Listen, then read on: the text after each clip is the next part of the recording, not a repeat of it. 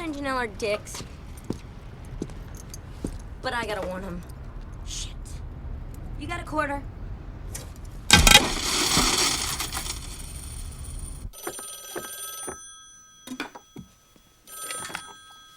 Hello? Janelle, it's me. John? Yeah. Is everything all right? Are you You guys okay? Sure, honey. Everything's okay. Are you all right? Yeah, I'm fine. John, it's late. Honey, I was beginning to worry about you. If you hurry home, we can sit down and have dinner together. I'm making Beef stew.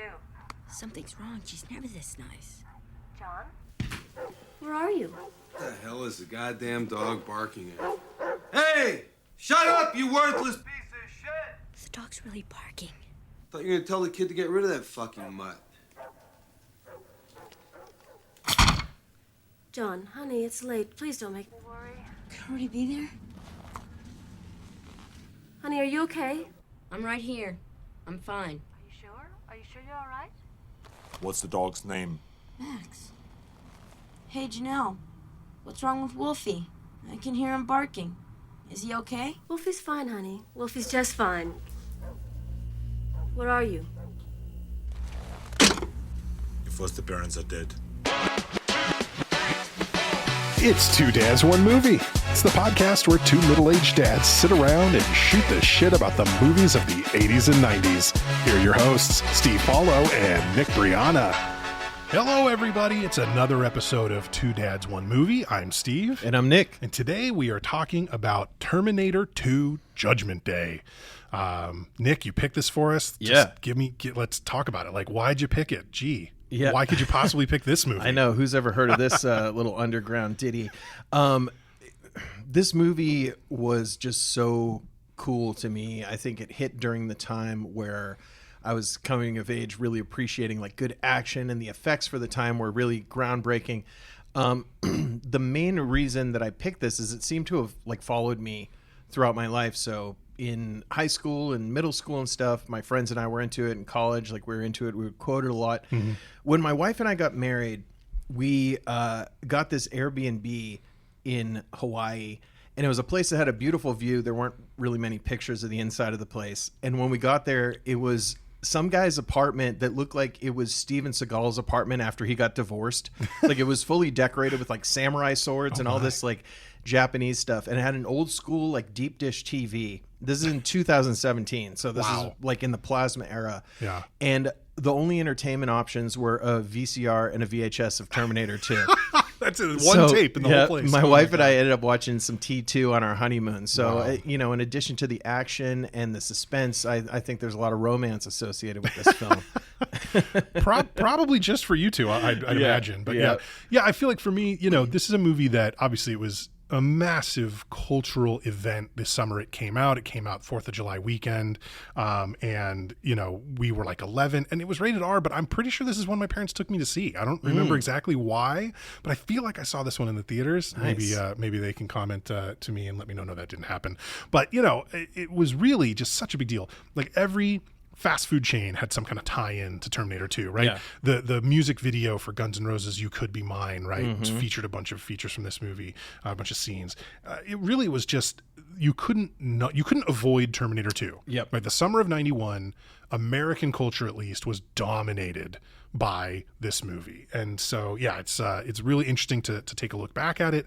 I'll admit I have seen numerous times both the original Terminator and this movie, and I have never seen any of the other Terminator movies. I know there are future Terminator movies that existed.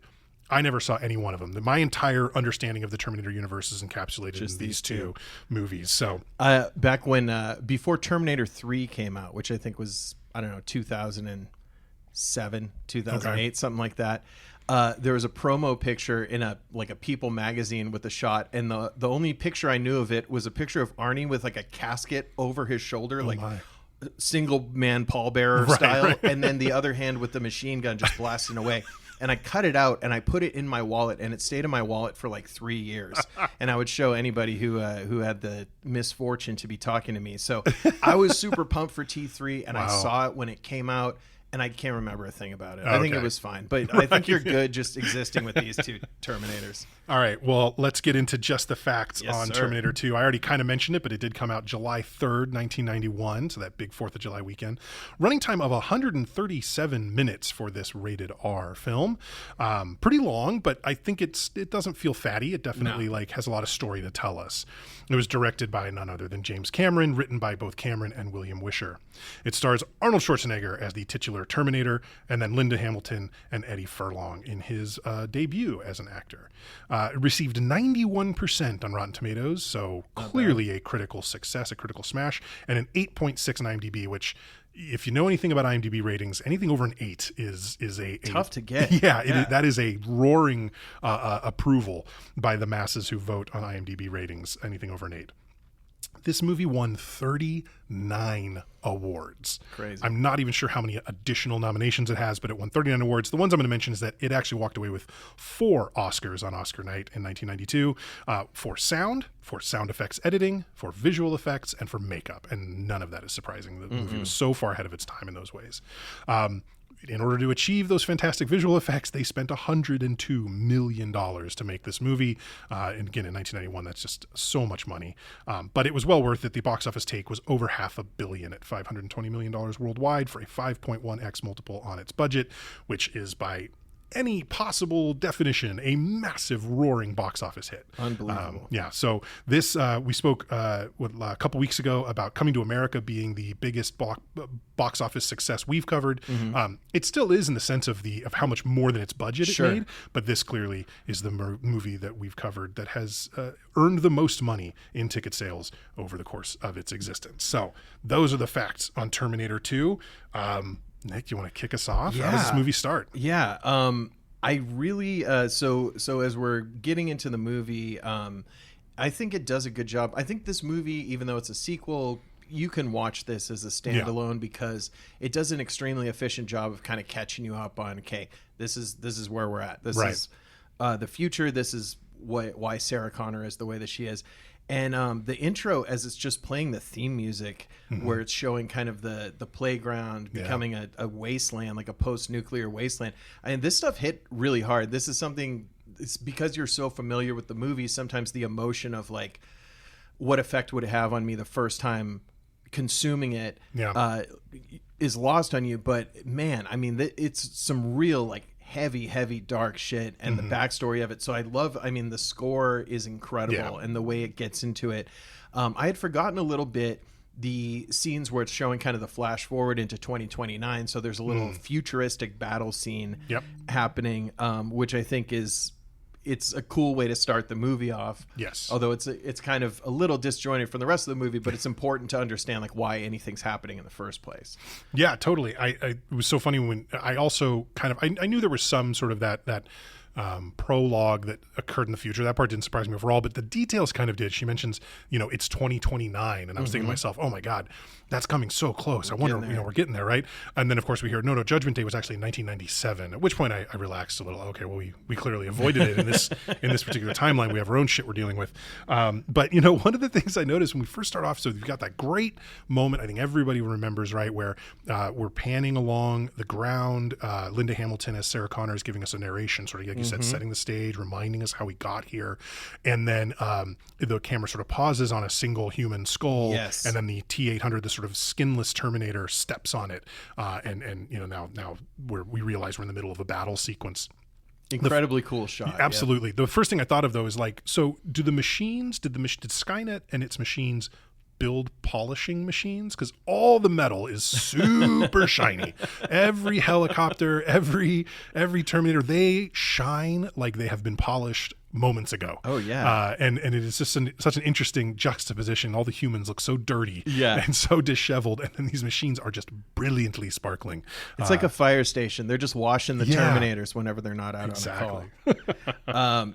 So it gets right into it, and kind of the behind the intro is just the playground, the burning playground, which is just really effective, and the music is so like, it really induces this like sorrow and weight to it. Really great way that they kind of go through and spend a couple minutes on each of the main characters to start off, very efficiently. And the first scene that we see of our Terminator, one of our Terminators, Schwarzenegger, I think the only effect that doesn't really look great in the whole movie.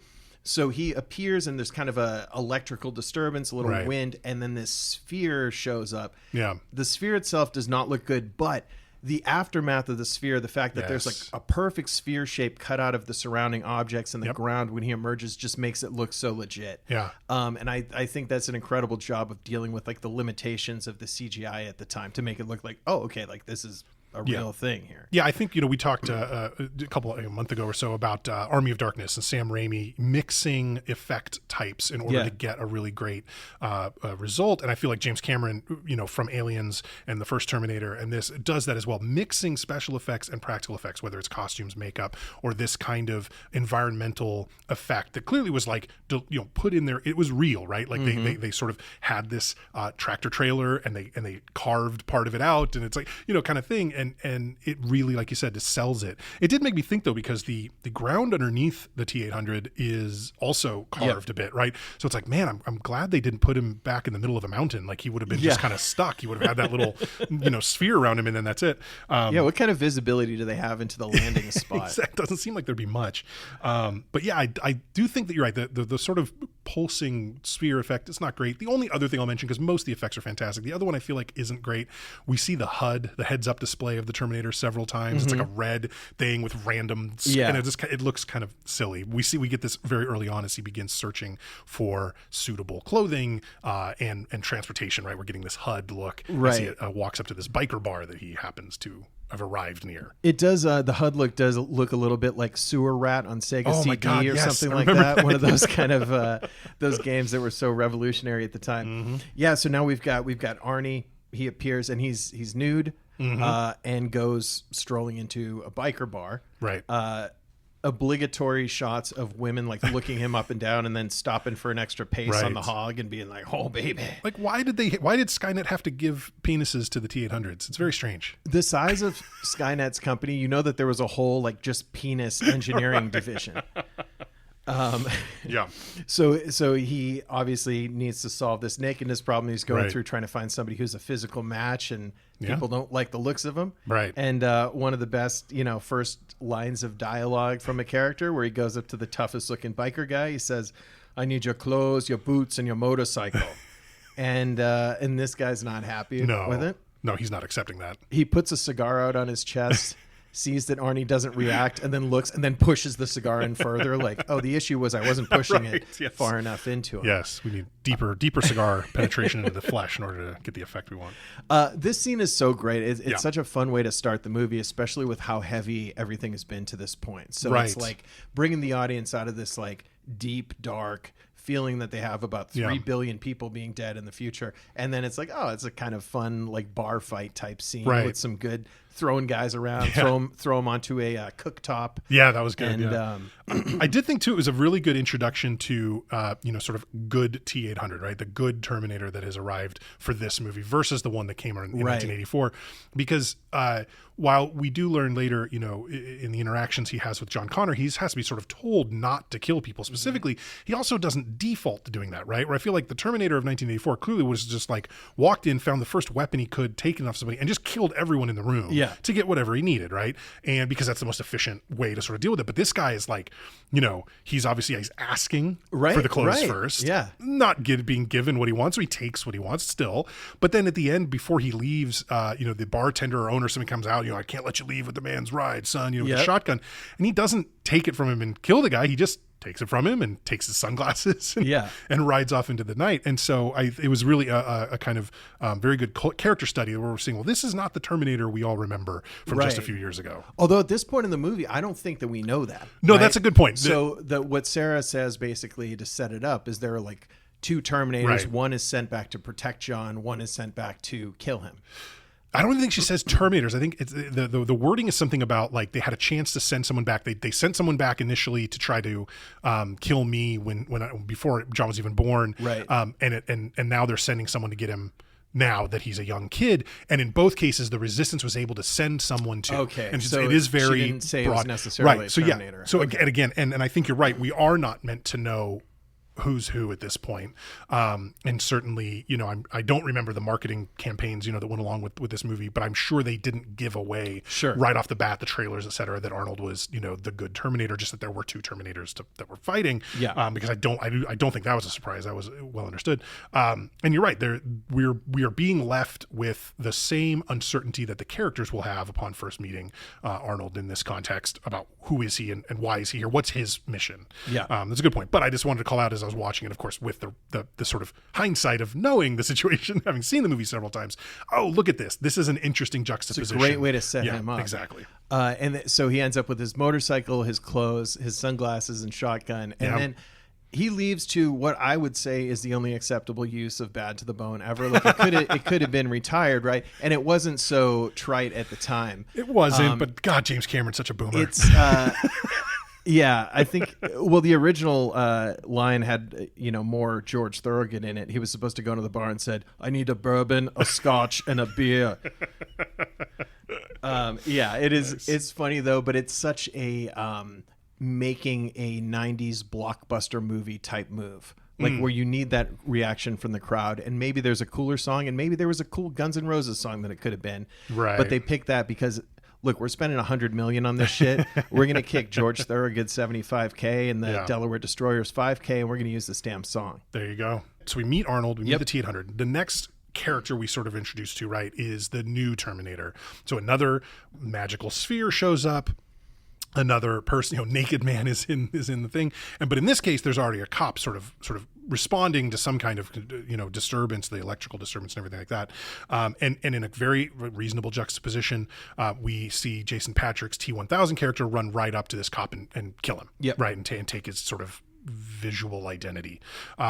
One thing that I just want to mention, because it has always bothered me, and it's like, so sorry to the man Jason Patric, but those ears have always kind of freaked me out. The man looks like liquid metal Legolas. Like I can't, he's so elfin that it's just very strange looking. Knowing how dangerous the T-1000 is one thing. I never thought Jason Patric was a physically intimidating looking actor. Yeah. The way that Arnold was so intimidating looking in the original Terminator and in this one as well, but as the villain in the first Terminator, I never got that feeling off of Jason Patric. And I think that was probably a deliberate choice of somebody who is like the liquid metal sort of, version of a Terminator. He is more unassuming or, more agile perhaps was the point. But yeah. And that kind of creepiness of just how normal looking he was, just how average guy looking he was, made it very interesting. Yes. Yeah. So liquid metal or, whatever, Jason Patric appears, we know. And then we go to see what John Connor is up to. Right. And John Connor is in his garage with Salute Your Shorts star Danny Cooksey. That's where he's from. I knew Bobby Budnick, baby. Bobby Budnick. And, being disrespectful to his foster parents. Right. I do want to point this out. His foster parent, Jeanette or Janelle, I forget. One is the actress's name, one is the character's name. Right. I hate when they do this. I know, yeah. She goes in to talk to foster dad Todd to say, hey, get your kid straight. And what is Todd the scumbag doing? Watching fucking boxing on TV. Boxing on TV. There it is, boxing ladies and on gentlemen. TV, baby. End of episode. Good night, everybody. Yeah, it was funny. And I realized, I'm like, man, I recognize Todd from somewhere. Where do I recognize Todd from? And then I realized at first, I thought that he was the actor who plays, I can't remember the character's full name, but the cousin on The Bear on TV, which is obviously not that actor because he's way too old, right? Kind of thing, but he looks like that. No, he was in Air Force One. He was one of the agents assigned to Harrison Ford's detail in Air Force One. And that was something that was bugging me for a while. Nice. But yeah, so we meet John and his buddy, and this is the first place where there are plot holes in this movie. I love this movie. I'm going to give this movie a good score and everything. At the end of this is going to be a great conversation, but there are plot issues I have with the movie. And the first one is that by all accounts, the time frame of this film takes place in 1994. We know this in two ways. One, it is referred to as 10 years ago when Arnold is recognized as blowing up that cop station, shooting up all the cops in the Terminator. And that took place in 1984. Mm-hmm. We know that they describe the events of Skynet being deployed and becoming self-aware happened, quote, in 3 years. And then it is stated that it is on August something 1997. So 100% positive this movie takes place in 1994, which means John is 9 years old.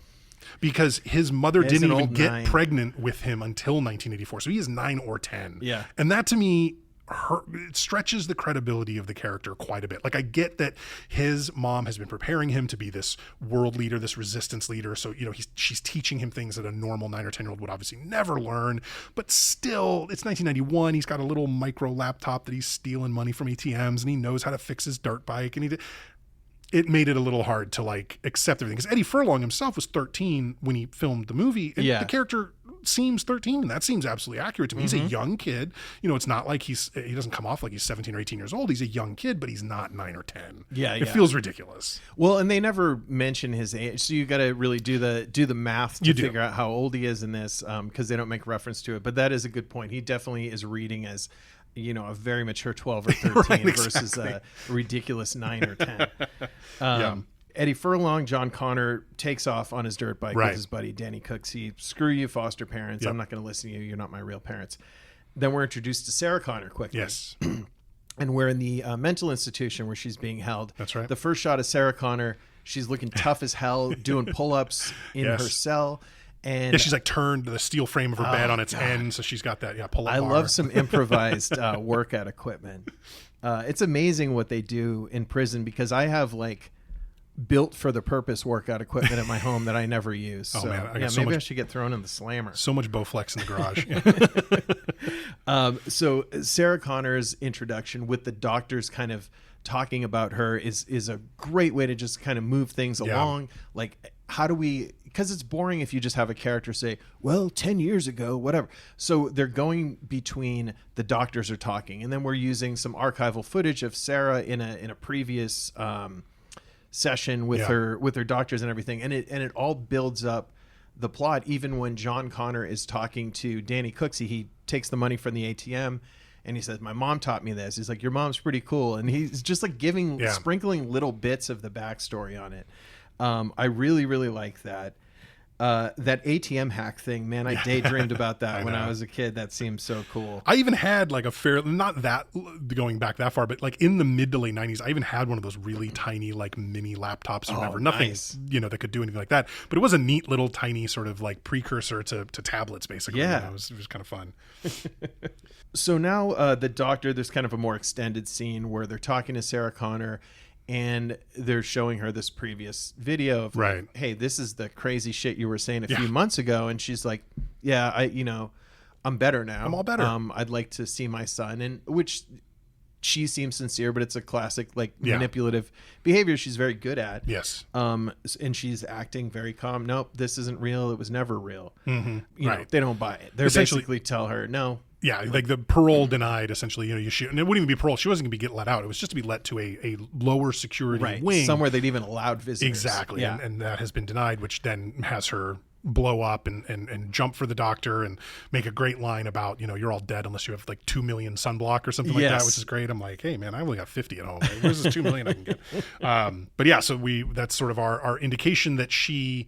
I really love this sort of kind of peek into her character, because it shows us both that she is still very much aware that what she saw, what she knows to be real, she is not wavering from that. We know that what she's said is real. Yeah. Right. In the universe of this movie, she is correct. She is not crazy. So, but also that she is able and willing to be so manipulative, right, really is a very sort of strong character factor, whatever character personality trait for her, because she knows what she has to deal with, and she knows what she has to prepare her son for, and she knows all these things that she has to deal with, and I think that it's just really kind of very tactical. It's a very tactical look at her. Like, she's reformed her entire life to only focus on like keeping John alive, basically, and saving the future.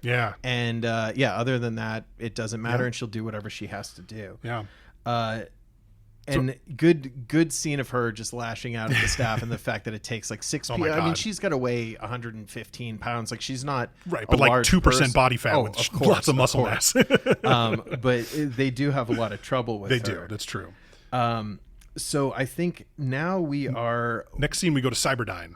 Oh, right. We stop over in Cyberdyne. Glimpse at Miles Dyson. Right. We need to meet Miles Dyson. We don't even get his name at this point, I don't think. But like, we meet Miles Dyson. He's at Cyberdyne Systems. They need to check out the Thing to do some tests or whatever, and we learn the Thing is, of course, the arm of the T-800 from 1984. That after when that machine, that Terminator, was crushed in the hydraulic or the industrial press, it was reaching for Sarah Connor right at the time. Yes. Therefore, the arm was kept intact and then saved, and that's how Cyberdyne sort of jumps ahead its technology so quickly. I have an issue with this scene though. This is so funny. Like Miles is told, Dyson is told by this other scientist, hey, we need the Thing. Okay, I'll go get it. And it's like he walks into what looks like it should be a clean room. Mm-hmm. It has like a ceiling door. Everybody inside is in full PPE, like whatever, except he's in street clothes, and the security guard is sitting there just in whatever, like his uniform. And I'm like, is this a clean room or not? Like, this seems like very highly sensitive technology being worked on in here, and yet, we're just walking in and out. Whatever, dust doesn't matter. One other beef relating to that scene, going back to one of the awards that this won an award for, like sound editing, sound effects. Did not like the sound effect of the guy with the lollipop. You could just make that silent. I don't need to hear this guy sucking on a lollipop in HD. That's not cool. A lot of mouth sounds. A little bit of a pop, I believe, when he takes out of his mouth too. Just unnecessary. Definitely a misophonia trigger warning if you're into this. Absolutely. So now we know Dice. Now we've we've been introduced to all the main players here in the film. So the Robert Patrick, the cop Terminator, has now shown up to John Connor's house, the foster parents' house. Yep. Right, and he's got asked for a picture, and now he's in his pursuit, finding out where John Connor's at. There is a moment that before he leaves that porch that I love the line that and Jason Patrick's delivery is so good when they ask, hey, somebody else was here looking for him earlier. Does this have to do with that? And he goes, oh, him?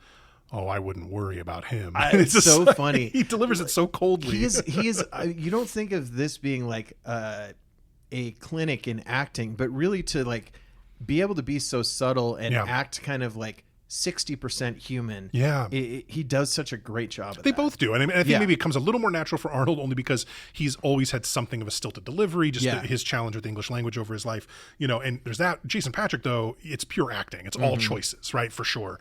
I'm not trying to denigrate Arnold Schwarzenegger's acting, but for Jason Patrick, like this was something, Robert Patrick. Excuse me, I keep saying Jason Patrick. Wait, isn't it? Who's Jason Patrick? Jason Patrick is the Leftovers guy. I literally have in my notes. No, that's Justin Theroux. I literally have in my notes JP over and over again. So I full on thought this was Jason Patrick all the time. Sorry, Robert Patrick. My apologies. If you're listening, Robert, we're sorry. We'd love to have you on. But anyway, it's a lot of great choices being made by the actor in order to sell this mechanical delivery and stuff without seeming over the top, without seeming campy. So. And he's pursuing John, and John is at the Galleria. The Galleria, at the mall, yes. Which looks amazing. He's got some man. cash. Oh, dude. Like in a mall with an arcade with that Game Station, Nickel Arcade in San Ramon. With the sit-in Afterburner arcade machine. So good, man. So he's there playing Afterburner with Danny Cooksey, and the cop is coming and looking for him, asking various snitches where this kid is, and they're all pointing him to it. I do love where he walks up to these two girls playing a video game, and it's like a 2-second scene, but it's just exactly what I thought of girls playing video games when I was the age this movie came out, is that they're like, oh no, and playing just some super cheesy game. So they rat out John, and then John's friend says, hey, you got to take a hike. I'm like, get out of here. And he goes into that back hallway. Yeah, well, it's great. Like John's buddy, and this is the last, I think, time we see him in the movie, but he really does an excellent excellent example of how I'm going to be teaching my kids how to deal with police officers who ask you questions in the future, which is shut the fuck up. Like, don't know. There's nothing good that comes from talking to a cop asking questions, and this kid nails it. Like, it's just like, nope, don't know him. And just like, this is the buddy he rolled up with. I mean, it's clear that this is a deliberate choice, and he immediately goes to John. It's like, hey man, cop's looking for you. Just bolt. Just back door. Go. And he tries to even get in his way. Like, hey, I think I saw you. That kid you're looking for went that way. I mean, he does everything. He does it right. Absolutely. He read, like, back that age, a lot of kids weren't readers. The most important thing to read was the novelty T-shirt that had the Warner Brothers logo that said, "If you see the police, Warner Brother." It was a classic bootleg next to the Bart Simpson shirts. Right. So he knew what to do. Yep. Yeah. So now John Connor is in this back hallway of the mall, kind of running away from the cop. Yes. And in his mind, he's like, I'm getting busted for the various, probably the ATM thing or like whatever. Right. Yeah. Could be anything. Yeah. Having a dirt bike, the official vehicle of crime. Yes. And teenage dirt bags everywhere with their dirt bikes.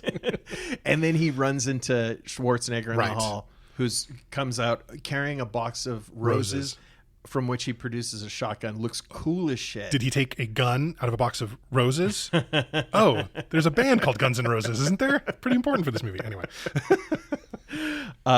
And he just looks at John and says, "Get down." Yeah. And the other guy who's just caught in the crossfires decides that what I'm going to do is act like I saw a mountain lion and make myself as big as I can. Like, what the fuck? Stretched out in the middle of that hallway for no good reason whatsoever, and gets blown away by Robert Patrick, by the T-1000. I'm just gonna keep calling him the T-1000. Yeah, that works too. So we're treated to this great scene where Arnie is protecting John Connor, basically allowing himself to get shot, which is really cool. So you're kind of you're getting a glimpse into the imperviousness of these two, and how it's like it doesn't really matter if you're calling other cops or the army or whatever. Like, these are the only two that can kill each other, right? Yeah. And this fight that they have is incredible, where they're chucking each other into concrete and things are breaking. It's like cinder block walls, just really incredible. God. Yeah, through drywall, through glass, and just gives you a good sense of like, what do you think the weight of these things are? These things probably weigh 900 pounds. Oh my god, each, at least, and, seriously. Just such an exciting scene, and like, if that's not enough, we move now. The action moves because John Connor gets away on his dirt bike. Yeah, he gets to the parking garage where his bike is. Classic movie moment, right, where he struggles to get the bike started. We know he just had to work on it to get it going earlier. He couldn't start. T-1000 comes out of the door. It can't start, but he gets it started just in time, and the T-1000 gets onto a foot race. And this is the first of many times we see how freakishly fast the T-1000 is. He is running at what must be 20 or 30 miles an hour at least. Yeah. He is cheetah speed and I chasing John down. It's a really effective way to make it a creepier character rather than him getting into a vehicle every time. Just that, like, in addition to all this fucking thing can run like as fast as a car. That much more terrifying. God. And he ends up, Eddie Furlong, John Connor's riding away on his dirt bike, and then Robert Patrick, he gets this like kind of big rig tow truck type thing. Mm-hmm. Yes. Very cool looking vehicle for the pursuit. Yeah. And he's going after him. John Connor escapes to the aqueduct eventually. Yeah, the LA River. Yep. And it seems like, all right, well, I'm good down here. But he stops the bike. Like this, I never would have stopped the bike. I don't care. Too much I observing. Here's the thing. If you're going to stop the bike to try to figure out if you're still being chased, you got to do it from like cover. You got to get somewhere where you're like able to hide at least a little. He is just in the middle of the aqueduct, in the middle of the LA River, and so he looks up, and sure enough, that Mack truck or whatever it is Peterbilt, I didn't notice, comes careening off of the sort of surface streets that are above this aqueduct, and now it's chasing him again. And look, I don't know that much about these trucks. I don't think one would keep driving after falling that far onto its wheels. Unlikely, but that's fine. Let's just keep going.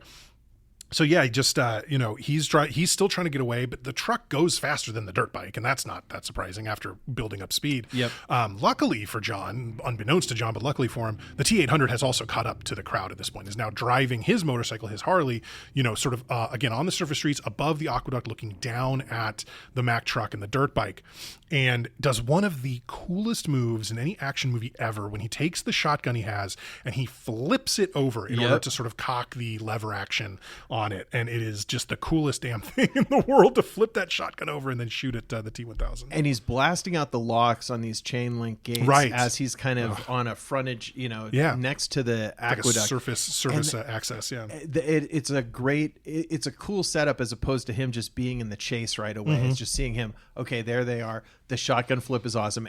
The way that he reloads everything is so cool in this. And he ends up making another jump, probably improbable survival, jumping a Harley from 30 feet up. You don't see a lot of stunt Harleys. Yeah, no, it's a very heavy bike. So now he's in the chase, and he's able to pick up John Connor and pull him away. Right. As we're seeing the truck pursue, there's a scene where I think he takes a really good shot. I think drives under an overpass and just clean takes off the top of the truck. Yeah. Really chilling, really cool to see the liquid metal Terminator just pop up, punches the glass out with one hand, just keeps going. The look on his face when he's driving, it's cold but determined. It's just really, really cool. Arnie is able to get them away. Well, he's able to after. like shoot the tires, I think, finally, or the wheels, or whatever, Right. and actually cause the truck to crash, which I remember specifically because there are a few moments in this movie, and this is one of them, where there is clearly a dummy being used to represent a person in a horrific practical effects sequence where, even a stunt person would have been far too dangerous to have a stunt person there. So it is a dummy of the T-1000 that is sitting in the truck driver's seat as it crashes and explodes, and it looks very fake, but not that you could do it any other way. But yeah. So then Arnold And we stops. see that he just walks out of the explosion unharmed after they drive and that's the away, thing. which That's is- one of the things I want to mention is like, so Arnold stops, points the shotgun back, but is like waiting a moment as the truck is flaming. And it's this inferno that started. And then, coming out of the fire is the all liquid. We haven't yet seen until this point what the T-1000 looks like walking as a purely liquid metal form rather than Robert Patrick's actor's body. This moment, we got to pause for a second because this was such a moment. This was seeing the brontosaurus for the first time in Jurassic Park, right? This was one of those movie moments where it's like, whoa, they did a thing. Yeah. Like, this is not anything we've ever seen before. Yep. This is not like anything we've ever seen before. This is true. A quantum leap forward in either effects or movie making, whatever, has occurred, and we're all witnessing it right now. Really, I think, like, of all the great effects in this movie, and there were so many, that moment of him walking out of the fire was so impactful. Yeah. And it shows us too that we're dealing with a new kind of killer. Oh, yeah. Like in the theme of a killer pursuing the protagonist of the movie, this is something nobody's in cinema or real life or anything has figured out a way to deal with something like this so far. Yeah. So yeah, it really sets it apart. Yeah, absolutely. Another great credit I want to give to the movie, which I'll keep doing, is just how effectively they are inserting these little bits of storytelling without stopping the action. Yeah. And the way it's done here is now we have John Connor with Arnold Schwarzenegger driving away on the motorcycle to safety. And he tells him, like, whoa, stop, we're far enough away. And then you kind of get the dynamic of a kid asking an adult a bunch of questions. Right. And it works so well to just explain matter-of-factly exactly, What where we're was at that? this Like, point. He explains like all the kind of How technology. it works and Yeah. everything. It's just like perfect. That's so good. So he tells him he's been sent from the future to protect him. Right. And John's like, all right, well, I got to go get some stuff at home. Yep. I got Negative. Mad magazines. I Right, got some exactly. some Rolos that are going to melt if I don't get them. My buddy Lewis from the trailer park gave me some Playboys. So he's and the Terminator's response is negative. Right. That he has the same programming as me. He's going to look to reacquire you there. Yes. And what he does is calls home Yeah. to see what's up. So he goes to a payphone, and he's like, my foster mom is odd. Being She's too never nice. this Yeah, nice. yeah. And Terminator grabs the phone, and we find out he can do a perfect voice Right. imitation, which then tells us that the liquid metal must also be able Sure. to do a, if not better, voice imitation. And he's able to determine right away because he gives a fake name for the dog. Right. So he says, "What's your dog's name?" Max. He says, "Oh, I hear Wolfie barking. How's he doing?" Really funny that he's programmed to come up with a random fake dog name. He didn't just bring up like, "Oh, how's Brian?" Like it was an appropriate dog name.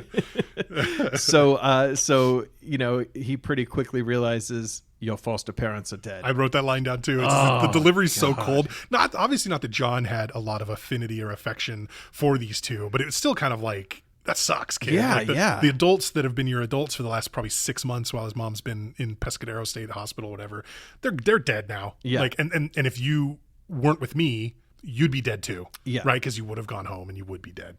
And the way that the liquid metal Janelle kills Todd. Oh, so dope. he's yelling at the dog and drinking milk out of the cart. Such an Gee, asshole. boxing on TV, milk out of the cart. And I'm surprised he lived this long.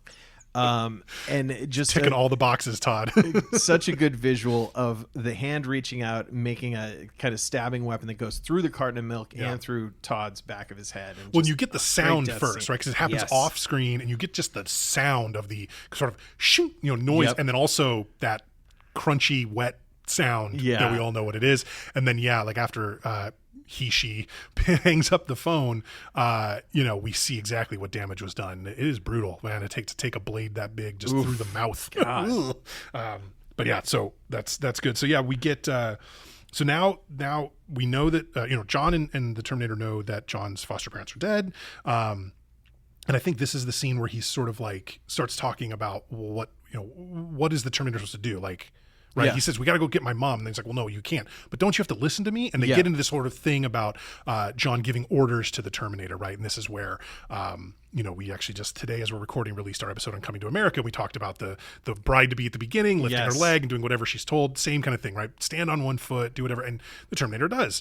And so, but before that happens, remind me, like, I know that he does something to John and John starts screaming about like, let me go or something. Yeah. Right? So he's basically grabbing John and John's like, let me go. Right. He's like, why are you doing that? You're supposed to do what I say. He's like, you told me to, basically. Right, like, yeah. You ordered me to get your 10-year-old quote unquote ass in line here. And then there are a couple of off-duty wrestlers who see them and Jim Bros. decide to walk over, like good Samaritans, although it takes them fucking forever. Oh, so long. I feel like they're 15 feet away, and then there's a whole 90-second conversation, Yes. and then they're like just walking out. Hey, something was happening a while ago. Is everything okay now? Yeah. Like, but basically, the Terminator flips into Terminator mode because Right. John Connor being a little shit. Yeah. These guys that try to help him, he's like, Psh, take a hike, bozo, or whatever. Yeah. And then Arnie goes into Terminator mode and basically, breaks a guy's arm and is Right. ready to shoot a guy in the head. And John Connor jumps in front. What are you doing? You can't get. You guys take a hike. So Right. then he gets into a little moralizing with the Terminator. Right. But you can't just go around killing people. Yeah, I do love, before we get to that conversation, which is a really important one because it does teach the T-800 like kind of the reality of the situation. John says to the guys like, oh, get out of here, and they're like, oh, dipshit, and he goes, dipshit? Did you call moi a dipshit? And it's just so the random use of moi to me was always like so extra snarky and shitty of him. So I did like that. And then, what I was saying earlier about this kind of kid asking the adult to get this information Right. about the liquid metal Terminator and all this stuff with John asking questions. Then it flips when he's telling the Terminator, you can't go around killing people. Right. Why? Because you can't just do that. Why? It's like, oh my God, dude, this is every conversation with a 5-year-old that you'd ever have. Yep. Really, really funny to flip that dynamic. Yeah. So now we're back in the asylum. Right. Sarah had a... Well, she's being interviewed by the cops, right? Yeah. So the cops have seen that there was a video taken because somebody randomly had a camcorder in his hand because there were no cell phones with video cameras on them in 1994 or whatever this was supposed to be in. Somebody filmed Schwarzenegger being thrown through the window at the Galleria. Right. So now the cops have seen that there's this disturbance at the Galleria. Somebody's dead, right? The guy, the employee or whatever was killed. And this guy shows up, and he's the same guy, right, who's on security cameras from 1984 shooting up a bunch of cops. This is a guy they've been looking for 10 years. And so then they know that Sarah Connor was related to that event as well, and therefore, they come to talk to her. And she's basically just not answering at all. She says nothing. But she's able to procure off of the papers that the cops bring in a little paperclip. Yes. And it's enough for a woman with her skills and talents. A paperclip is a very versatile little piece of metal, as we find out. Yeah, I mean... very resourceful. So Sarah Connor's sitting there basically catatonic while everyone's speaking to her. Yeah. They just assume she's out of it. She's Right. done. She's got her paperclip, and she does a very cool. The guy who puts her into her room, one of the asylum guards, puts her into a room and straps her to her bed. Such a creep. And then he licks her face, and then so just kind of looks at disgusting. her and goes, "Huh."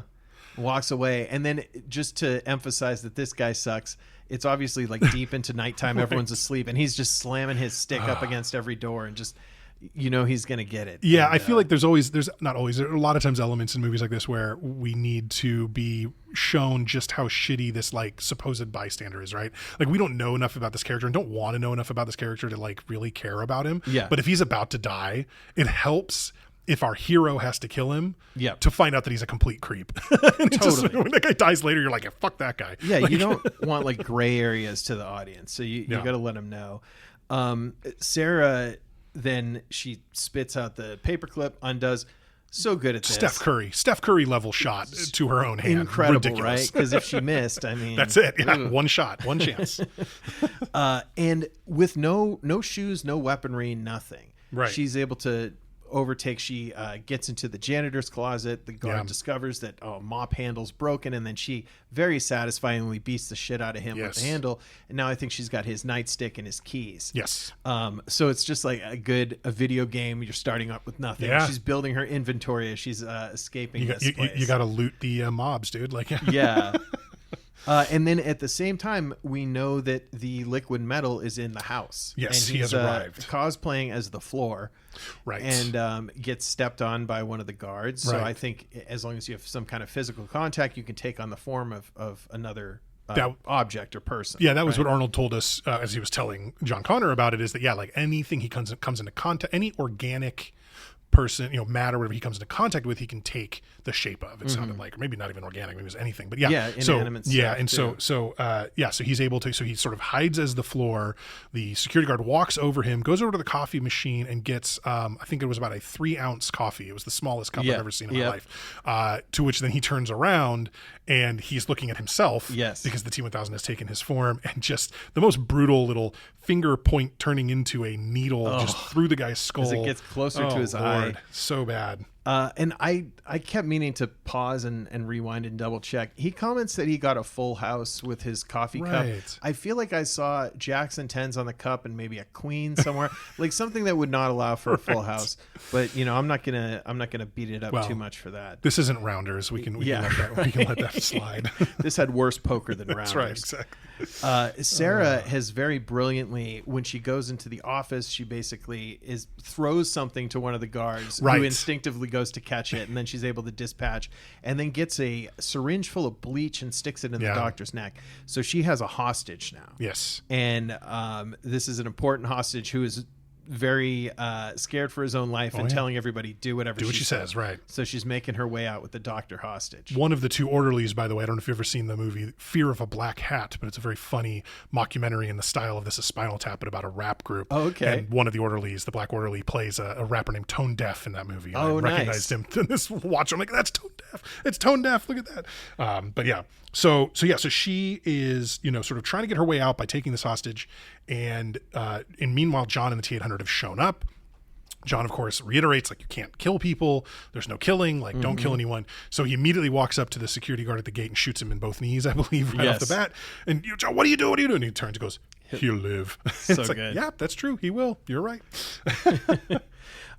So Sarah's escaping at the same time. Yes. And basically running from the guards, breaks a key off in the door, which is really cool. Very it's smart. very easy for her to do, but she's smart.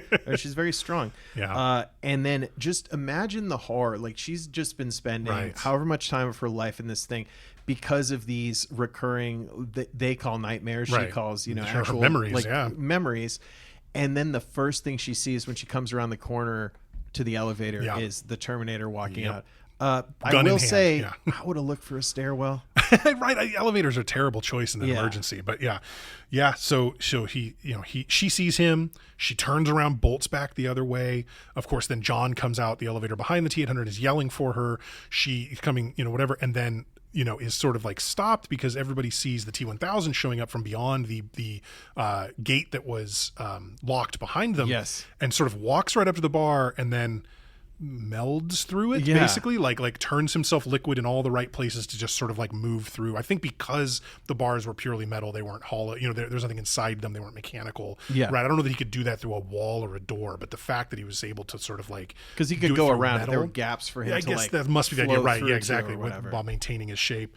But yeah, so now he's through, and a gun battle occurs, whatever, right? And Arnold has to reach down to Sarah Connor, be like, come with me if you want to live. Like, this is your chance, and she luckily trusts John, I think, more than anybody, and they start heading out back to the elevator. And they get in the elevator, the door shuts just in time.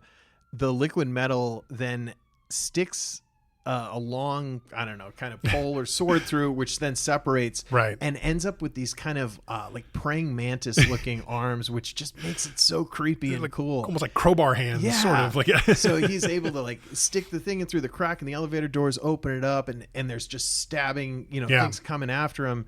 and I think he ends up on the top of the elevator. Well, he gets his wig split pretty bad by Right. Arnold with the shotgun. You know, a shotgun blast straight to the head, kind of splits open his head, and we see Yes. the metal inside. But then, yes, they start going down in the elevator. The T-1000 gets on top and begin stabbing downwards through it, at which point he does cut Sarah. Like, he definitely cut Sarah, which I thought was interesting because I didn't realize that so early in the movie, he can now mimic Sarah Connor. Right, everything we understand about this now, he doesn't for a while. It's much later in the movie when he does, but he can now do that. He has come into contact with Sarah Connor, so he could take her shape and her voice and everything else. As far as the rules that have been laid out for us to this point, But basically, they continue to fight.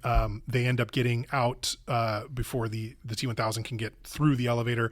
They get into, I think it's a cop car, is what they jump into, and they speed off. But of course, the T-1000 He's too fast, fast as hell, and he's still got those sort of hook arms, whatever, those like crowbar hands, and he leaps after and is able to jump onto because they have to back up the cop car and then spin it around, so there's that delay. Right. And he's able to catch up to them and jump on and grab onto the trunk. And this is the second of the bad dummies in use, because as the car speeds out onto the street, there's a really bad ragdoll dummy of the T-1000 sort of, sliding along the ground behind it. But again, what are you going to do? You couldn't put a person there, no matter who they are. So basically, now there's a gun battle that ensues, and they're basically shooting at the T-1000 to try to get it off of the thing, and Arnold finally uses the shotgun and is able to sort of separate its hands, essentially, right? Shoot it to where it falls off, but now there's at least one, I think, still piece of the hook rattling on the trunk, and John reaches out and grabs it and throws it, at which point I want to point out the T-1000 could now mimic John Connor. Oh, because he has come into contact with. Now, he doesn't ever, and I feel like that's a missed opportunity. That could have been a fun thing or whatever. But he could potentially mimic either one of these main characters now, just in this sequence, because he's been coming into contact with both of them. Interesting. And the sound effects in this scene I thought were also great. I always remember the sound of the little piece of metal rattling on the on the car, and then also when he's first taken off, when he's shot. The liquid metal Terminator's shot off of the trunk, and he kind of rolls on the ground, but he still has the metal arms, and you kind of hear this clang, clang, clang as he's rolling away. It just, that kind of stuff really gets me. Really earned that sound editing Oscar. Yeah, so good. Great scene, though. Just excellent scene. And now they've made their escape, and they're in some kind of a closed, like, auto repair shop that they've broken into. Yeah. Yeah, they need to ditch the cop car. You obviously can't drive around in a cruiser for that long. You'll draw too much attention to yourself. And this is where we get a little more exposition, a little more, understanding of kind of what the T-800 is. I think this is this point. And he talks about having a neural net processor, because he's asked, like, can you learn about being more human or whatever? Can you learn? And he goes, yeah, basically everything I do, I learn. And I loved the term neural net processor. I never really thought of it before this, but in the modern, very modern technology of machine learning and large language models, things like ChatGPT and other kind of AI chatbots, neural networks are a major part of how that works. And so the fact that the term neural net processor was used in 1991 is so prophetically accurate to how we determine. And I really don't think this was a thing where, we ended up calling it that because of T2. Like, I think it just sort of it developed on its own as like, that makes sense as a way to refer to essentially machine learning, machines that can learn new behaviors or new, sort of like personality traits, et cetera, or new habits. And I just thought it was really interesting that James Cameron was kind of so on the nose with that, even back in 91. The science does hold out. I mean, now that we're, a couple years away from this nightmare future. I mean, a lot of the stuff that is used in this film or referenced in this film, it's like, okay, like that's kind of the path that things took, whether or not, we had the same consequences, but I think it was pretty sound, like the reasoning behind that. It wasn't too fantastical. So we got the story, the whole Cyberdyne backstory and what happens in 1996 or 1997. Cyberdyne becomes self-aware and basically realizes that we have to destroy humans. Right. Well, because they try to unplug Skynet. Right. They want to try to turn it off, but Skynet goes into self-preservation mode and launches the United States nuclear arsenal at Russia, because it knew that the Russian response was an automated. Nobody could stop it. Like, their system was set up to automatically fire back upon the U.S. and obviously, full nuclear arsenal payload unloading between those two countries essentially destroys the entire world. I mean, it's not going to survive from that. So, the Southern Hemisphere may be a little better off, but not by much. And during this time too, John Connor and the Terminator are kind of bonding a little bit. Yeah.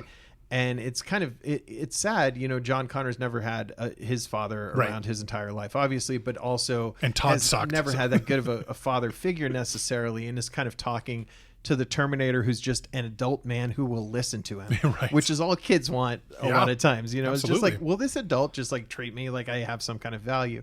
And he's telling him about this history and that this guy, my mom dated, taught me this, and this Right. guy taught me that, and everything, while also trying to make friends with him and teaching him how to use slang Yeah. and everything. It was really kind of cute interaction there. The slang teaching scene, it was a little cringy, but it's like, you know, he needs to learn. We need the Hasta Vista baby line later. We need it, so he's got to learn that somehow. And I think it does make sense if John's even thinking, if we're going to sort of pass as just people hanging out together, this guy can't be saying shit like negative, like, you know, you got to be like, nah, no problem, or oh, hey, that's okay, or no, I'm not going to do that. You get talking like a more of a person. Yeah. And so teaching that stuff really is kind of a pretty you know, good thought process on John's part. Right.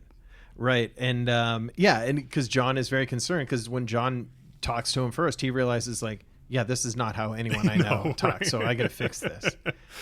They go to one of my one of my favorite affiliates in a movie that we've seen, Sarah Connor's buddy in the desert, Enrique. Yes. Arnold is introduced to him as Uncle Bob, which is really funny. I love that Enrique clearly knows for sure this is not Uncle Bob. Like, you're not going to tell me who he is. That's fine. And Enrique, I guess he has kind of a dusty arsenal for them underground that Sarah had maybe set up for herself. It seems like, like basically Enrique's got this land no one else gives a shit about. It's out in the middle of the desert in Southern California, kind of who cares. And so, she befriended him and then was able to sort of, probably, wouldn't shock me if she dug the armory into the ground herself. But basically, you know, all the weapons she'd been able to collect over time they're being stored here. So now she needs a truck and she needs the weapons and she needs clothes and stuff. And she's able to get all that. Yeah, so he is getting her. They're there getting hooked up. They're getting the truck working. Yeah. John and the Terminator continue to bond as they're fixing the truck, learning high fives and all this stuff. And Sarah's observing this, and Sarah's has a little mini monologue. I don't know what you call it. Just talking about how this is, you know, the closest to a father that John's probably ever experienced, ever had, maybe probably ever will have, right? Because he'll never leave him, he'll never, you know, treat him poorly, he'll never yell at him, he'll never get drunk, and there's all these things that human adult males would or could do that the Terminator simply can't, right. So it's not programmed to. I do love when John and T-800 are looking through the armory that's underground, you know, and they're seeing, lots of rifles and weapons, all this stuff, and he finds both the RPG, the rocket propelled grenade launcher that will come in very handy later on, but also the minigun. And when the Terminator picks up the minigun, the smirk he gives is so perfect. And I wrote down my note is like, man, this movie really is a video game. This is just right. Absolutely. Like, we just got the big weapon now. Like, we're good. So Sarah's she's, you know, understandably pretty isolated, and she's just kind of hanging out at the picnic table in steampunk sunglasses. And it cuts to a scene where she kind of falls asleep at this table, and we see her nightmare sequence where she's at a chain link fence, basically watching a version of herself playing with kids at a playground at the time that this nuclear disaster strikes. And it's really horrifying. Yeah. I mean, just showing the full effect of this, and like in the micro sense where everyone in the playground is getting incinerated and destroyed, but then zooming out a little to show like what's happening to a city and what's happening to this. And it's really well done. You know, it doesn't go on for that long, but there's a lot of weight to that. I think it's a great thing to put in the middle of the movie of just like, hey, this is a reminder of why we're doing all this. Like, these are the stakes, right? And it's a brutal nightmare sequence. I do think it's interesting. It feels like, based simply on the position of the sun in the sky from when she sort of closes her eyes to when she awakens in, you know, terror, is the same. Like, she's asleep for seconds. This is the kind of thing I think that what we're being shown is when she closes her eyes ever. That's probably this all is the time. All the time she for her. This sees. is all she ever sees. It is what is haunting her all the time. It's incredibly brutal and such an interesting view into the character, and of course informs her next move, right? Which we find out is she's leaving without them, without John and the T-800. She's going in. Enrique says, he's, you know, she said head across the border. She'll meet you tomorrow. And they both realize, John and I think the T-800 at the same time realize she's going after Miles Dyson. Right. She's going to try to kill him because she thinks that'll stop everything. That'll stop the bombs. That'll stop Skynet. It'll stop everything. Whether or not she's right is, you know, debatable. But she does head off to try to end Miles Dyson. Yeah, and they do realize pretty quickly, so they know where she's going, and she is set up. She's got all her shit ready to she's got everything except for her aim and her patience. Well, the aim is good at first because, you know, It's true. if Miles's son's RC car hadn't hit his foot and he leaned down to like deal with it, she Right. would have gotten him right in the back of the head with a single silenced rifle shot and Yeah. been gone. And that would have been the end of it. But of course, that doesn't happen. So then she just lights up the entire house with bullet fire. Destroys it. Yeah. And his son's RC car, I think, is just it's such a cool little device to add tension. It reminds me a little bit of if you're familiar with Boogie Nights, the scene where they're at the drug dealer's house and there's the guy in the background who keeps just throwing firecrackers. That's just off-putting, where you're like, oh, like it's already a jumpy scene. Right. And the sound, the shrillness of that Yeah. RC car is just like, ooh, like what the hell is going on Extra here? tense. Yeah. So she shoots him up, and she does not kill Miles Dyson. No, she could. She shoots him. Yeah. And just at the right moment, John Connor and the Terminator come in here. Right. I will say Joe Morton, underrated. He's a great performance in Yeah. this, and I wrote down he's the Michael Winslow of making distressed faces. Yeah, because he has a good lot God. of crazy Really great animation in his face in different Yes. parts of this. There are moments where he had a bit of a Denzel Washington look, the way Denzel would like bite his lip. Yeah. And he very much looked like that. I did think it was a little strange that like, I didn't kind of understand why she didn't just end him there. Like she'd already shot him. She's not in the home. I understand that the wife and son are there, but like she got cold feet that wasn't totally explained in my opinion, but that happens. I think maybe just the gravity of realizing what she's about to do, you know, whether it's fair to kill this person for something he hasn't done yet. Right. Yep. You know? And so then John and the T-800 show up and this is the thing where I noticed this is not something I would have ever thought of in previous viewings of this movie, but you know, my wife is a psychologist. And so I've learned a lot of terms over the years being married to her. And one of them is the parentified child. And this is an example of John Connor is absolutely a parentified child in that he is acting as Sarah's parent, even more than the vice versa being true. Yeah, I mean, yeah. she is freaking out. He is comforting her. You know, she's like, whatever. And he realized, of course, you know, that she's shot Miles Dyson. But the words that really sold this for me is when he looks at her and says, we'll figure something out. Right. Because Yeah. that is such a parent calming a hysterical child thing. Look, we'll figure something. It's okay. Yes, you know, that's bad, but we will figure something out. So he is so parentified. And it's just an interesting take because I can't imagine that was something that was super conscious choice by the filmmakers in the sense that I don't know that term was even really in use in the early 90s in the psychological community or not, but like it's definitely something that, you know, is clear now in retrospect. Yeah. That this is a child that has been forced to grow up, has been forced to be a parent to his kind of unhinged mother. Sure, yeah. And it was just an interesting look into John's personality in this moment. Yeah, and I guess another thing that he does here is he knows right away that when they're going to have the Terminator kind of demonstrate to Dyson Right. what he is, John knows to take Miles Yes. Dyson's small son. He said, "Oh, Danny, why don't you show me your bedroom? Show me your toys. Yeah. Nobody indicates that to Nope. him. He just knows like, yeah, I saw too much fucked up shit when I was a kid, so I'm going to get him out of here. Like, 100%. This is, and again, I still kind of do have some issue with him being 9 or 10 as a character, but like, even so, like we know this is a kid who had to grow up way too fast. Yeah. Right. And had to, whatever age he is, he's acting like someone 5 to 10 years older Yeah, at yeah. least, you know, and that's Yeah. just sort of the nature of his being raised by his mother and what she knows. Yeah. And so Arnie, he cuts his arm open and shows Dyson, hey, you recognize this shit? This Yeah. is the arm from That's your lab. right. So Dyson accepts this pretty quickly. I mean, it's What other it's explanation a is little there? indisputable, right? Right. So it's really tough unless he is himself hallucinating. Right. Yeah. It's really tough to dispute this, and he agrees that he's going to help. Right. And basically, the way that he says he'll help is, I'll retire early. Yeah. I'll quit. Like that's not He's good like, enough. all right, Like, dude, I don't think that's. And then the next thing is like, I'll quit tomorrow. And then they're like, no, that's not enough. He's like, okay, and let's just go destroy the entire lab and all the work I've ever. There's no intermediary step Well, between that. and again, just I have a background in software and in engineering, and I'll tell you that is a very engineer's attitude about things. Yeah. If there isn't like an easy, obvious answer, then you just go whole hog. Just whatever Destroy the whole thing. whatever the complete answer is. There's no middle ground. Don't half-ass two things. Whole ass one thing. You know, like let's just go ahead and do it. Yeah. I did think it was interesting too. I want to kind of take a second to talk about. from the arrival at Enrique's desert home through to a little after even our band of heroes arrive at Cyberdyne, I really found this sequence interesting because we don't see the T-1000 for 25 minutes of this movie. Yeah. It's a very long time that we were taken away from our villain, which I think is really great. It gives us so much development of the characters. It gives us these two very, small screen time for both Dyson and Enrique, but incredibly important to the plot characters. Yeah. Nothing happens without either of these people doing what they do within the plot, right?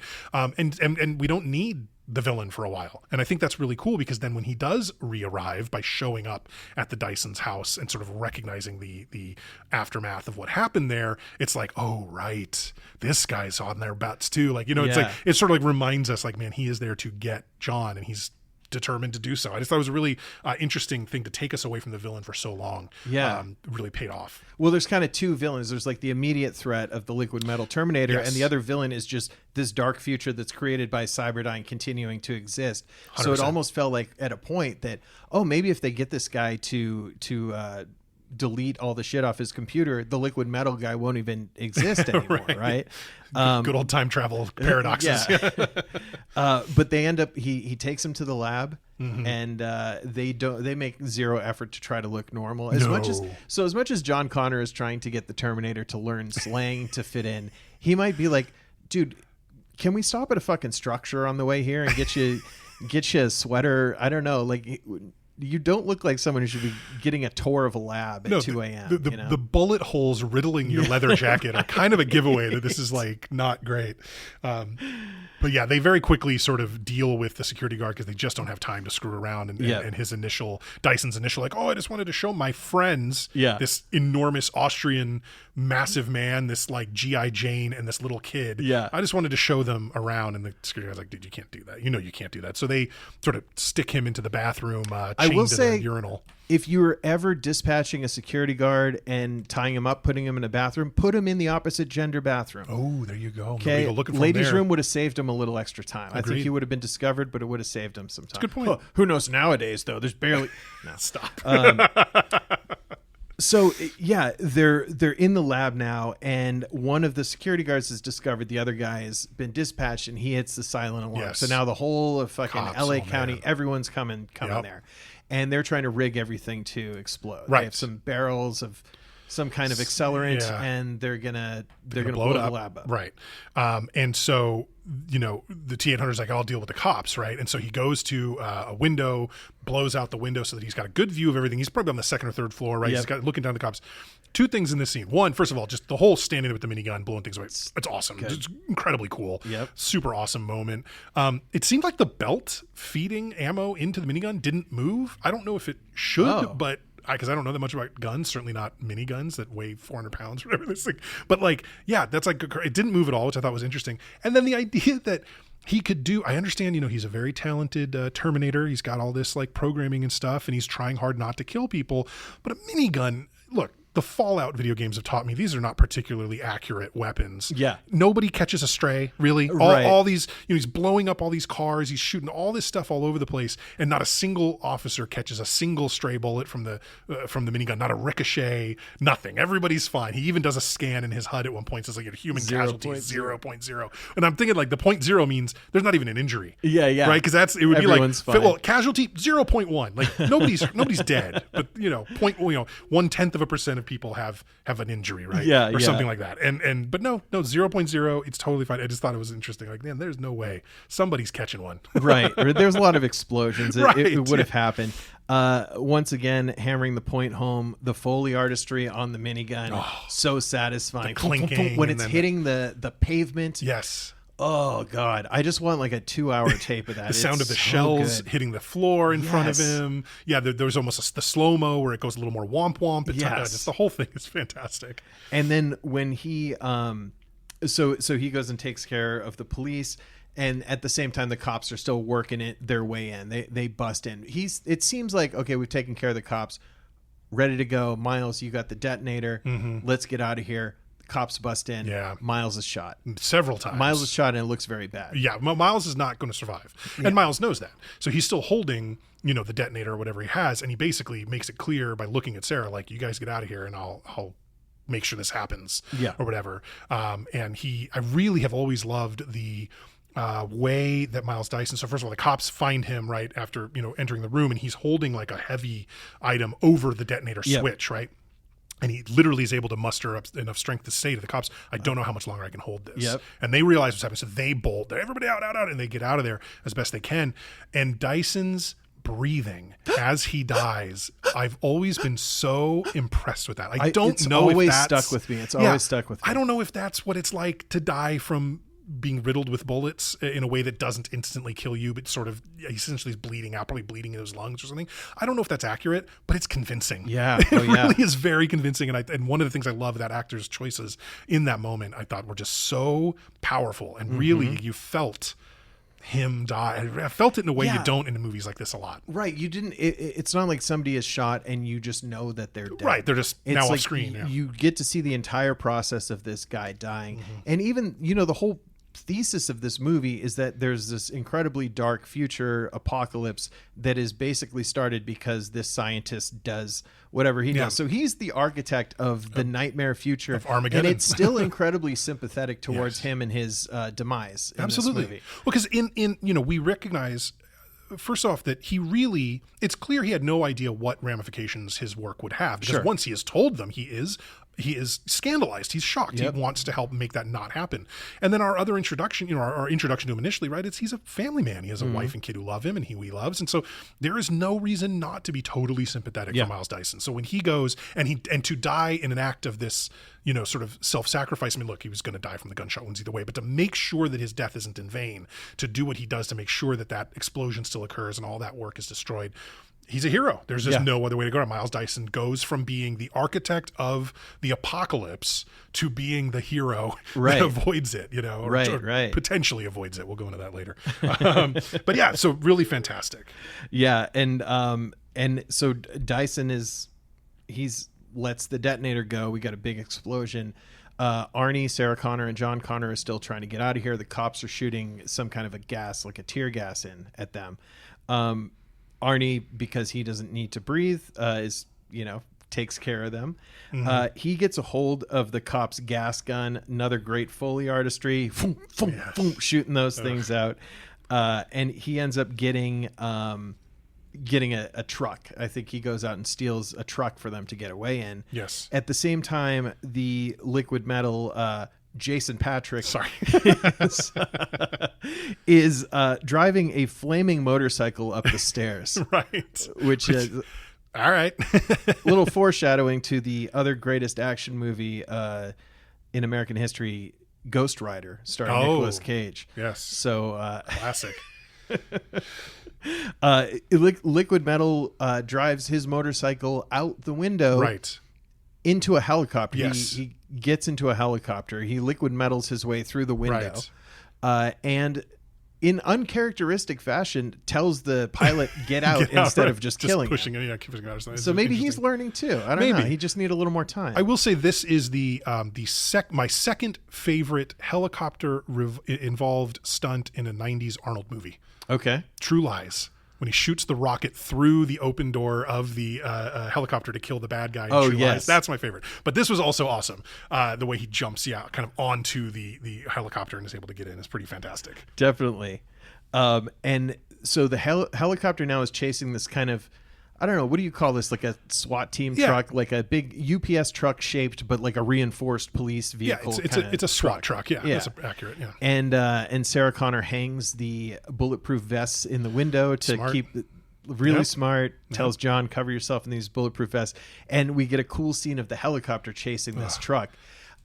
It's very tense. Sarah gets shot. It seems like it doesn't look good. Yeah. But then the solution is that just Arnie slams on the brakes and the helicopter absolutely crumples into the back of the truck. It's like, dude, that should have been the first thing you did. Right. Yeah.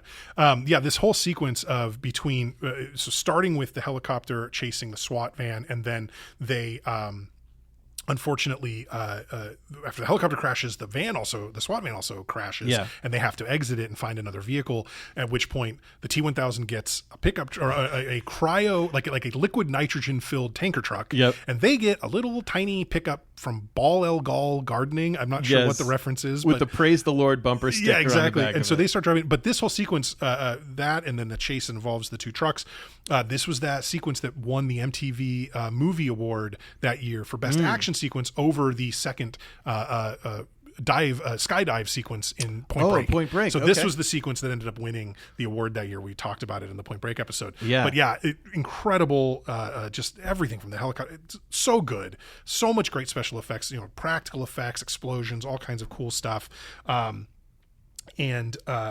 It was so funny too, because there's a stuntman obviously driving these vehicles during the thing. And it really looked to me like the stuntman that they had for Arnold in the pickup was wearing like an Arnold mask. Like he full on looked like he had a rubber mask on, it just looks so strange. Like, I mean, obviously you're not going to find a stuntman who looks exactly like Arnold Schwarzenegger. Yeah. But it was just kind of so silly. It almost looked like Michael Myers because it was so mask-like.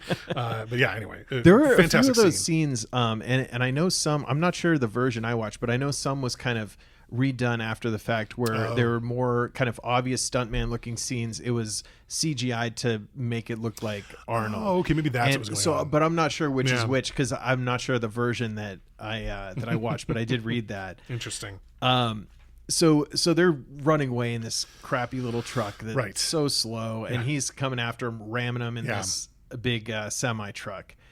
Arnie jumps onto the hood of the truck to battle him, which is really cool. Fantastic. A great scene there, and just the determination. There's no like, whoa, like any of this kind of action movie. It's just so matter of fact. Like, okay, well now I'm going to jump on this, and I'm going to just so casually just unload my gun through the front windshield of the truck. Yeah. And very clinical. Yeah, so great. So it ends up being a crash. We got a crash here, and liquid nitrogen spills everywhere. Right. So they drive into a steel mill. Yes. Right. So because you can't have a Terminator movie without a steel mill in it, Yep. or some kind of industrial, facility. Absolutely. So they drive into a steel mill. The pickup crashes. John crashes. He's actually driving, I think, at this point, and actually crashes the car. And then the cryo it says like cryo something on the side of it. The big tanker truck flips onto its side and slides in whatever, breaking open. So now there's liquid nitrogen everywhere. And so, the T-800 and Sarah and John are like waiting to see what happens. The T-1000 comes out and starts walking towards them, but because he's walking through liquid nitrogen and he himself is 100% metal, he starts freezing in place, and he actually like steps forward and kind of pulls his own leg off his own foot and is crumbling as he goes until, of course, Arnold delivers the famous line, "Hasta la vista, baby," and shoots him with a single, I think it's just a pistol shot. I would have liked if that was a bigger gun. I know, as a viewer, I feel like you had the mini. I mean, I know we used them for good purposes, but he had the RPG, had the minigun, but just a single, 9mm pistol, and he blows up basically shatters the guy, I believe, right? But a really cool scene, and the idea of somebody freezing and then being shattered to die will probably never be done again in cinematic history.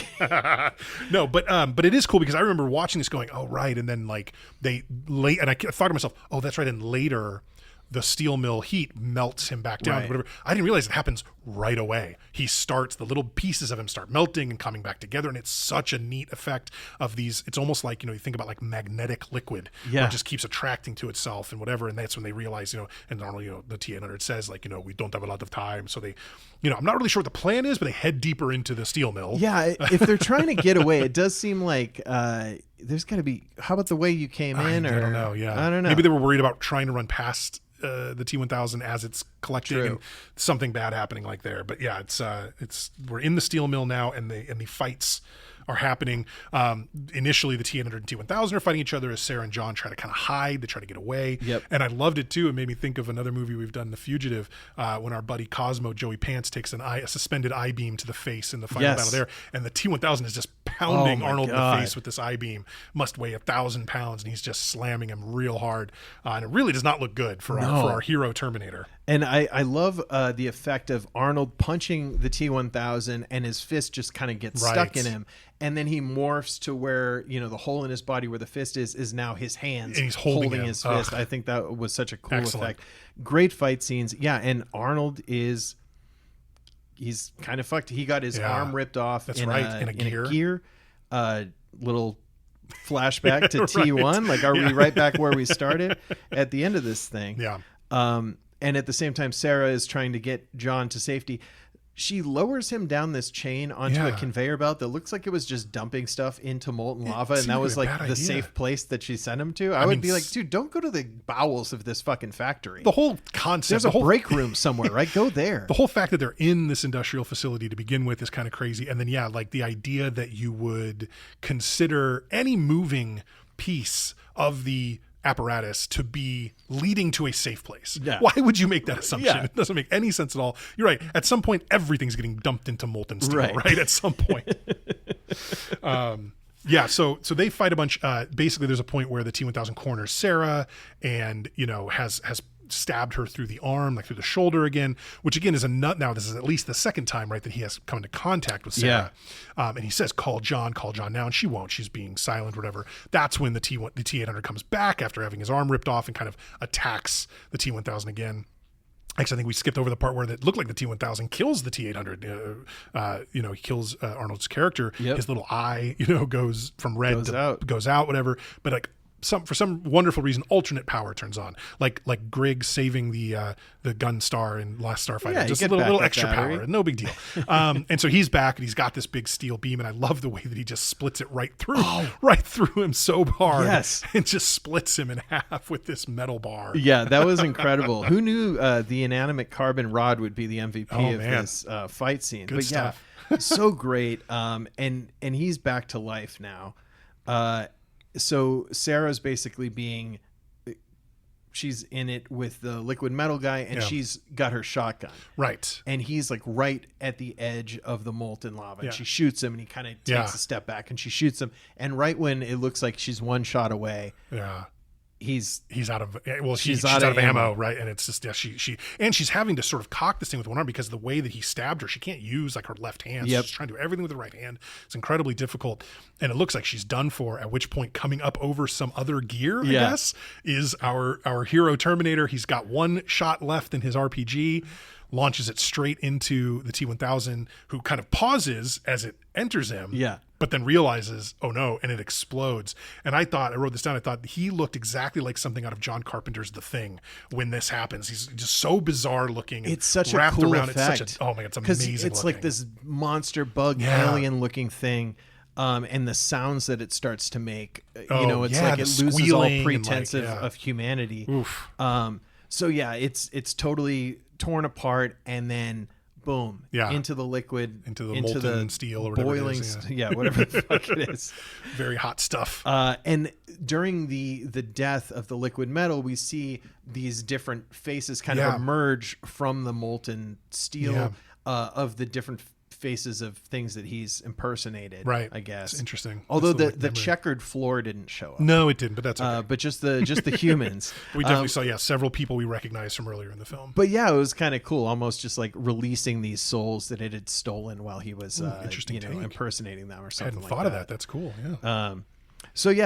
Really cool, and it seems like everything has been wrapped up into a neat little package, and our three heroes can go live their life. Well, no, we have to destroy the stuff that John brought with him, right? So John's got the arm and the chip from Cyberdyne that he and Miles were able to grab, and so he asks the T-800, like, if I throw this in there, that'll take care of it, right? Like, he's like, oh yeah, that'll be it. So just like, dropping the One Ring into Mount Doom, these people are tossing these artifacts into the molten lava. And okay, John's like, yeah, we're done. At which point the T-800 reminds him, no, there's still one more chip. It's in my head. And so he needs to sort of do it, but he can't.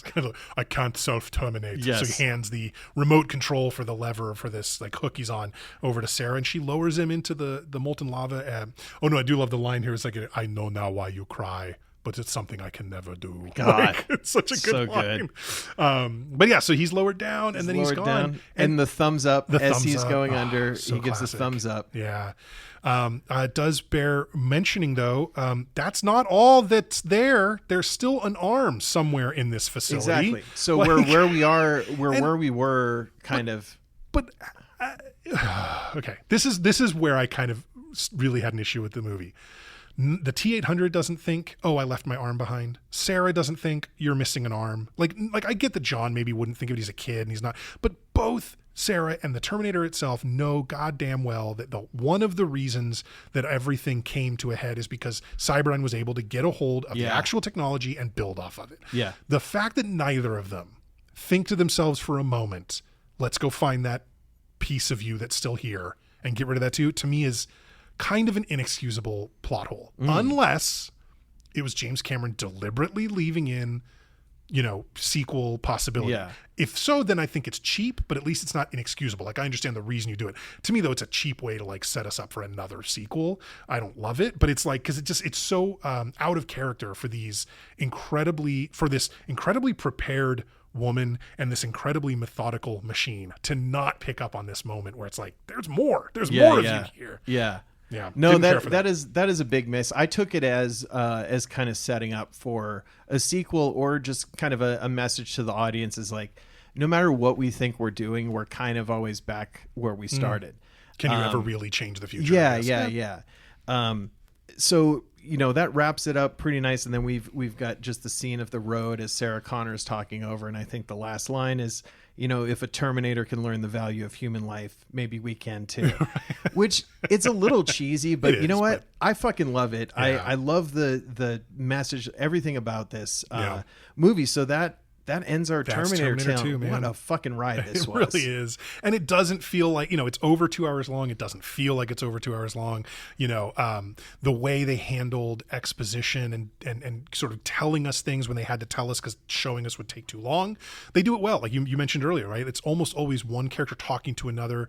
Very rarely there's some sort of voiceover from Sarah to give us a little insight. But generally speaking, the characters are very reasonably explaining things to each other in a way that the audience... flow. Exactly. It doesn't feel forced. It doesn't feel weird. It doesn't feel cheap. It's well earned. Overall, just obviously a fantastic movie. And was a major part of the 90s, obviously, especially the early 90s. So this was your pick. I'm going to do my rating first. Go for it. Yeah. Right.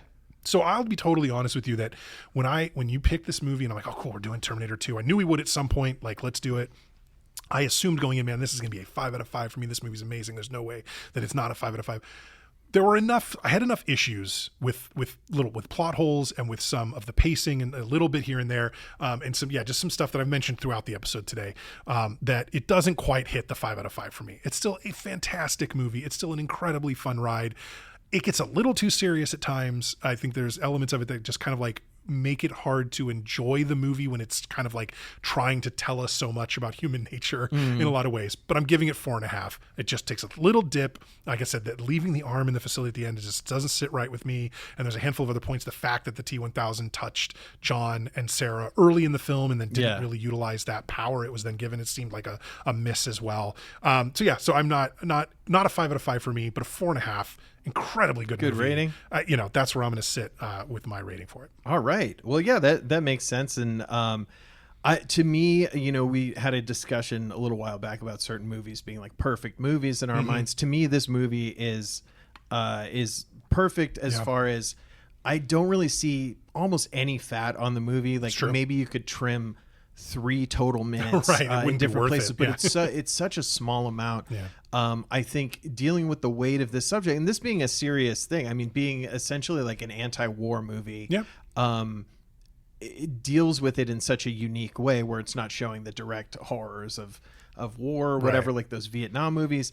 I like the politics of it. I think that the plot is well thought out and it's a cool progression from the first movie, especially with what we were talking about earlier, where we weren't sure as an audience the first time watching this that the Schwarzenegger Terminator was the good guy. Right. And that added a lot of suspense. Also, Edward Furlong in his first appearance, I didn't count it, but it seemed like he had pretty close to the most dialogue in this movie. Oh, interesting. He spoke probably at least as much as Linda Hamilton and Arnie did. Sure. And I was really impressed by that. And then, he kind of did the Aerosmith Living on the Edge video, and then that was about it for him. But we I feel like he was in a John Grisham adaptation. Wasn't he in The Client, or was that somebody else? that was Brad Renfro. Oh, that's right, Renfro. He was in Detroit Rock City, I think. Oh, boy.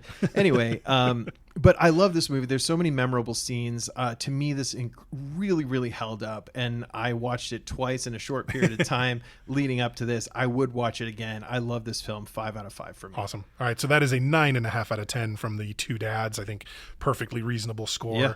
And, it's Terminator 2. Like, have you not seen Terminator 2? Then go see it because it's damn well worth seeing it. Have you not seen Terminator 2 in the last 2 years? Go fucking watch it. It's fantastic. Yeah. So absolutely easy to recommend. And a movie that I think earned its place in pop culture and maintains it. Totally. Well, Steve, what do you have next for us? All right, we are going to deal with another bit of time travel, not exactly the way Terminator 2 deals with time travel, but we are going to go to a few years after this movie came out. We're going to go to 1993. And much in the same way that, hey, we needed to do an Eddie Murphy movie. We needed to do a Chevy Chase movie. And now we've done an Arnold Schwarzenegger movie. Mm-hmm. Who are we missing from the sort of pantheon of 80s and 90s superstars? Yeah. Ooh, Sylvester Stallone. We have not done a Sly Stallone film yet. So let's do it. We're going to 1993. Sylvester Stallone's about to get frozen into cryo jail and be taken 30-something years in the future, and we're going to watch him beat up Wesley Snipes in Demolition Man. Hell yeah, I can't wait. I've so seen much this fun. one a bunch. I cannot wait to talk about it. It's always a ton of fun, and Snipes also, not to put in, also a superstar of the era. Movie stars Sandra Bullock as well. We get an appearance from our buddy Benjamin Bratt, who's been in a couple things we've watched so far. Fantastic movie. Can't wait to watch it. You get a little bit of Dennis Leary's stand-up comedy in it. Can't go wrong. Very early 90s all around. Next week we will talk about Demolition Man. All right, can't wait, man. And if you everybody listening, if you enjoyed this episode, if you enjoy our episodes, head over to Apple, head over to Spotify, throw us a 5-star review if you don't mind. It helps people find the show. If you want to send us an email and tell us what we're how we're doing, how I kept screwing up and calling Robert Patrick Jason Patrick, go ahead. You can email us at theshow@twodads1movie.com. That's the number 2 and the number 1. This has been Terminator 2. This has been Two Dads One Movie. I'm Steve. And I'm Nick. Thank you so much for listening. We'll see you guys next week. Thanks, everyone.